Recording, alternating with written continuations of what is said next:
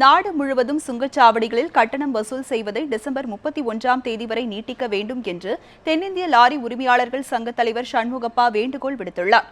அப்படி அறிவிப்பு வெளியிடாவிட்டால் நாளை முதல் லாரிகள் நிறுத்தப்படும் என்றும் அவர் எச்சரிக்கை செய்தார். இது தொடர்பாக நமது சேலம் செய்தியாளர் ரியாஸுக்கு அவர் அளித்த சிறப்பு பேட்டியை இப்போது பார்க்கலாம். மத்திய அரசு கடந்த 8ஆம் தேதி 500 மற்றும் 1000 ரூபாய் நோட்டுகள் செல்லாத அறிவிப்பை தொடர்ந்து பல்வேறு தொழில்கள் பாதிக்கப்பட்ட நிலையில் லாரி உரிமையாளர்கள் கடுமையாக பாதிக்கப்பட்டுள்ளதாக தெரிவிச்சிருக்காங்க. இந்த நிலையிலே தென்னிந்திய லாரி உரிமையாளர் சம்மேளனத்துடைய தலைவர் நம்ம மீடியா இருக்கார், அவர்கிட்ட நம்ம பேசுவோம்.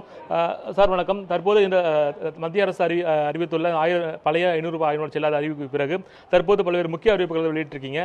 குறிப்பாக இந்த 24ஆம் தேதி முதல் இந்த சுங்க கட்டணம் நிறைவு பெறும். அதே போல பெட்ரோல் பங்குகள் கட்டணம் பழைய நோட்டுகள் விதிவிலக்கு முடிய போது இப்போ அடுத்த கட்டமா என்ன பண்ண போறீங்க சார்? இப்போ மத்திய அரசாங்கம் இந்த கருப்பு பணத்தை ஒழிப்பதற்கு நாடு முழுவதும் இருக்கின்ற லாரி உரிமையாளர்கள் ஒத்துழைப்பதற்கு தயாராக இருக்கிறோம். அதே நேரத்தில் 8ஆம் தேதியிலிருந்து 24ஆம் தேதி வரையில் மத்திய அரசாங்கம் கொடுத்திருக்கின்ற இந்த வசதியை டிசம்பர் 31ஆம் தேதி வரையில் எங்களுக்கு நீடிக்க வேண்டும் என்று நாங்கள் தாழ்மையுடன் கேட்டுக்கொள்கிறோம். இல்லை என்றால் தென் மாநிலத்திலிருந்து 1,20,000 வாகனங்கள் இப்பொழுது கிழக்குக்கும் மேற்கும் வடக்கு போன்ற வாகனங்களுக்கு சென்றிருக்கிறது.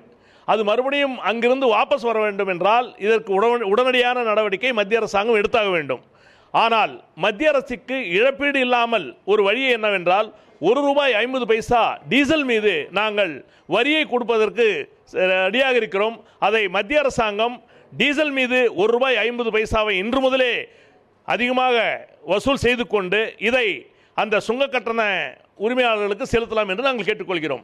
24ஆம் தேதி மத்திய இரவு முதல் எங்களிடம் பணம் இல்லை என்ற ஒரே காரணத்தினால் எந்த வாகனங்களும் தென் மாநிலத்திலிருந்து எங்கும் செல்லாது. சுமார் 1,20,000 வாகனங்கள் சென்று கொண்டிருக்கிறது. இது உண்மையாகவே சுமார் ஒரு நாளைக்கு 400-500 கோடி ரூபாய் இப்பொழுது இழப்பு ஏற்பட்டு கொண்டிருக்கிறது. தென் மாநிலத்தில் 1,500 கோடி ரூபாய் பொருளாதார இழப்பு ஏற்பட்டு கொண்டிருக்கின்ற நேரத்தில் மத்திய அரசாங்கம் உடனடியாக இது தீர்வு கண்டு டிசம்பர் 31ஆம் தேதி வரை இதை அதிகப்படுத்த வேண்டும் என்று நாங்கள் கேட்டுக்கொள்கிறோம்.